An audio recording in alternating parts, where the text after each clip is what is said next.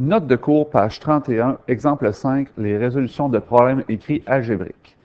Donc, l'exemple qui est ici est un peu plus complexe que les exemples précédents. Donc, pas de panique. Si vous ne comprenez pas du premier coup, vous avez toujours l'option de reculer, réécouter l'exemple 1, 2, 3 fois. Si c'est des bouts que vous avez mal compris, mettre sur pause, prendre le temps de réfléchir. Sinon, dans les prochaines périodes, on va s'en parler directement de vive voix. Donc, dans une basse-cour, il y a des poules et des lapins, soit 23 têtes et 82 pattes. Combien y a-t-il de poules et de lapins? Donc, il y a seulement un nombre de répartitions de poules et de lapins qui est possible pour arriver à un total de 23 têtes et 82 pattes. Donc, il y a des choses qu'il faut savoir dès le départ pour cette question-là.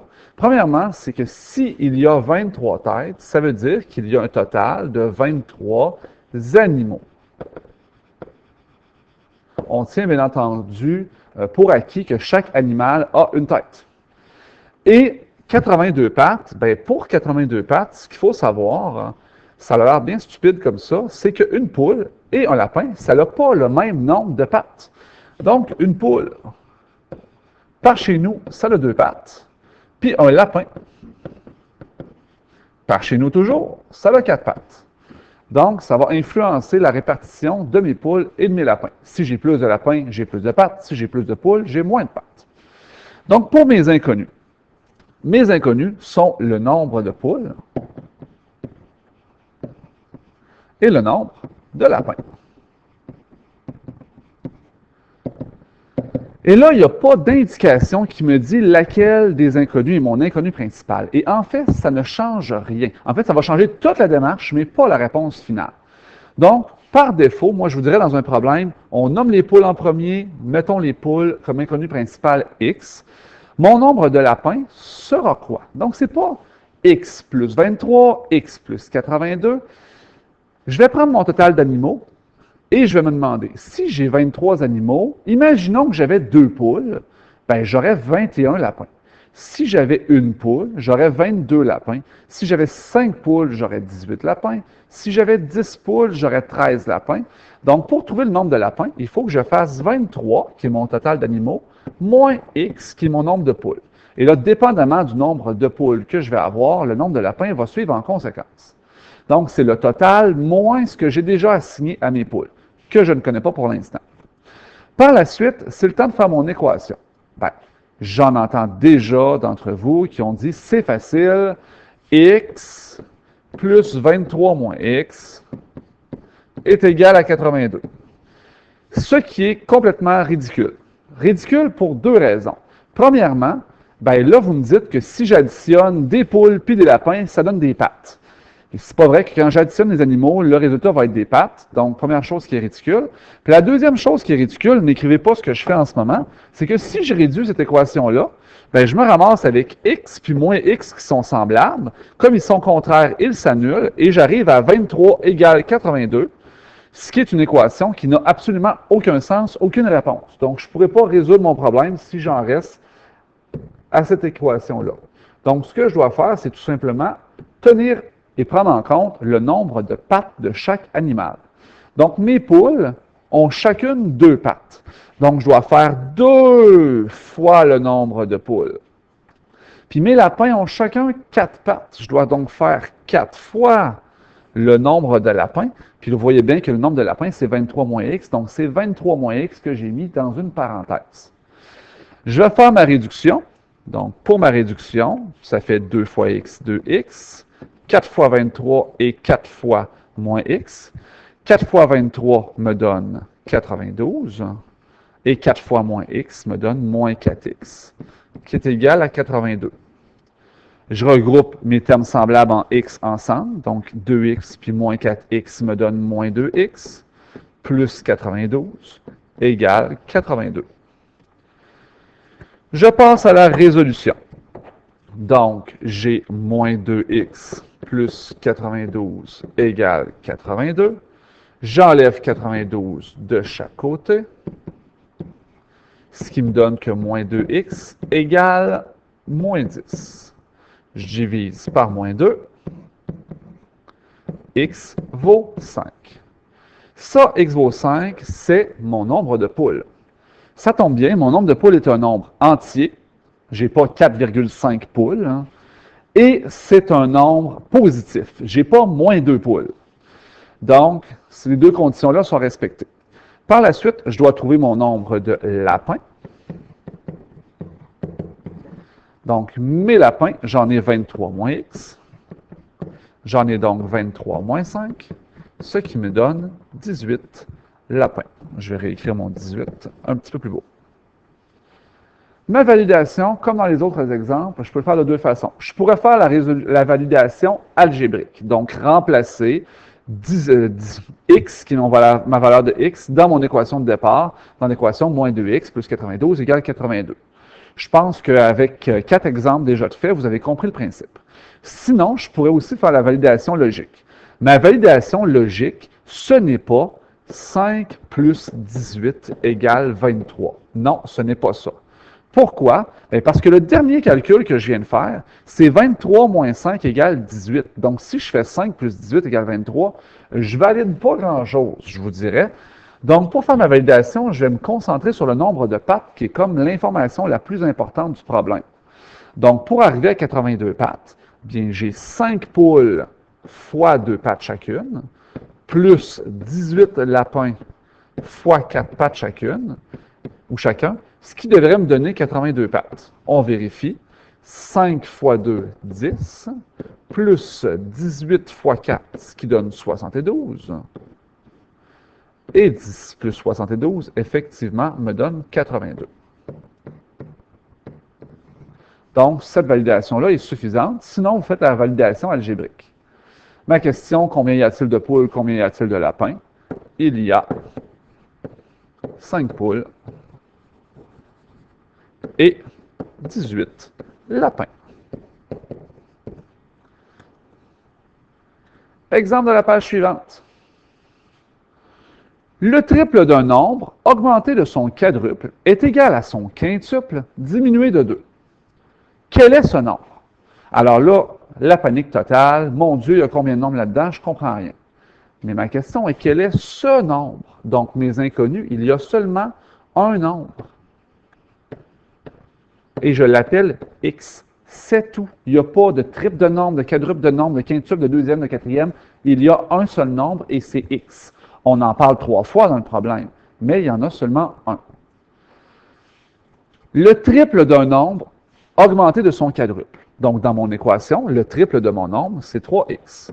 Je l'augmente, donc 3 fois x, augmenté plus son quadruple. C'est 4 fois x, parce que c'est le quadruple du nombre. Donc, plus 4x est égal à son quintuple. C'est 5 fois x.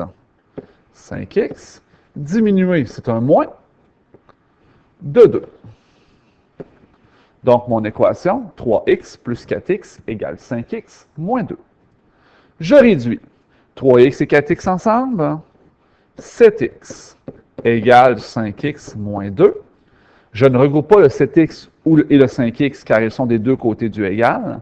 Puis je ne peux pas non plus commencer à faire mes résolutions en faisant moins 5x des deux côtés. Ce n'est pas ça le but. Je suis encore dans la réduction. Résolution. 7x égale 5x moins 2. Je vais résoudre en faisant moins 5x des deux bords. Il me reste 2x égale moins 2. Je divise par 2. X égale moins 1.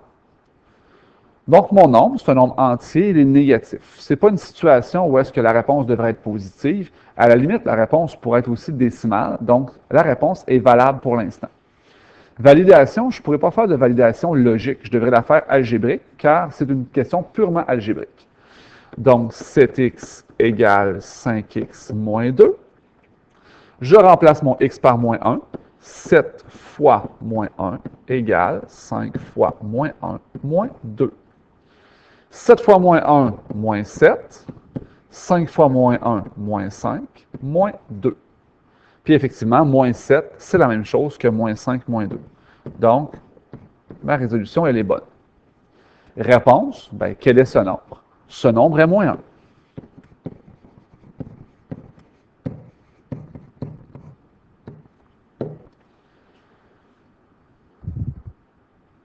Dernière question de cette capsule, hein, l'exemple 7.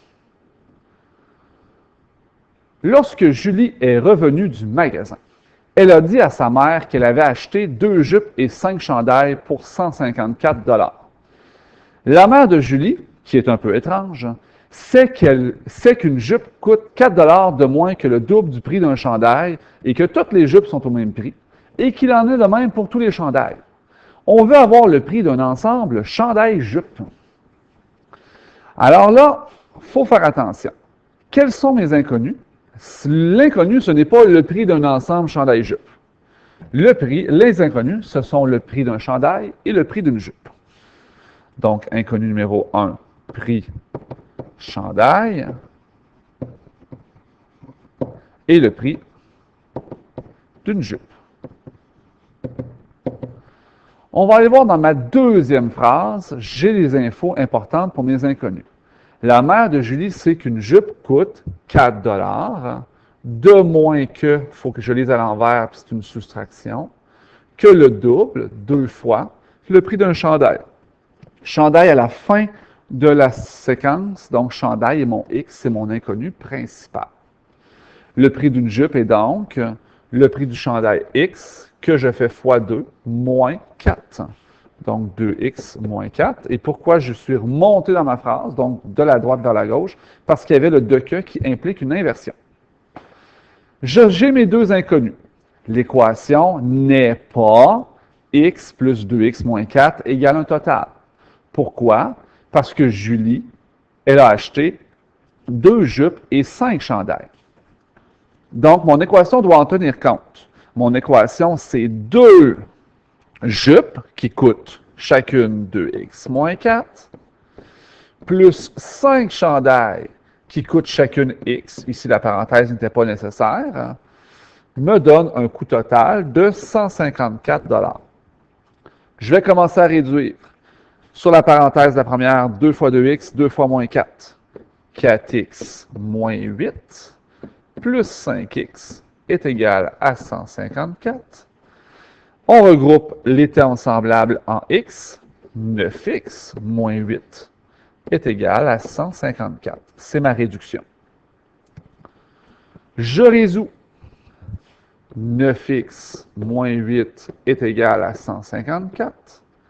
Plus 8 de chaque côté. 9x est égal à 162. Je divise par 9. Donc, x est égal à 18 $. Et x, c'est le prix de mon chandail.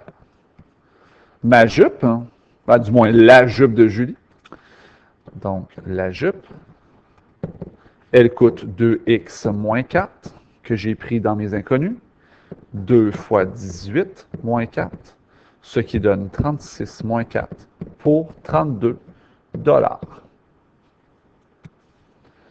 Ma validation, je peux toujours faire la validation algébrique avec 9x moins 8 égale 154, où je remplace le x par 18, ou la validation logique. La validation logique tient compte de mon 2 jupes et 5 chandails pour 154 $. Donc, 2 jupes à 32 $, plus 5 chandails à 18 $, doivent me donner 154 $. 2 fois 32 pour 64 $, 5 fois 18 pour 90 $. J'arrive effectivement à un total de 154 $. Mais si vous préférez faire la résolution 9x moins 8 égale 154, remplacer le x par 18, comme on a fait tout le premier chapitre, c'est très bon. Ma réponse, je veux avoir le prix d'un ensemble chandail-jupe. Un chandail, ça coûte 18 $, plus une jupe qui coûtait 32. Donc, j'ai un coût total de 50 $. Donc, ma réponse, le coût d'un ensemble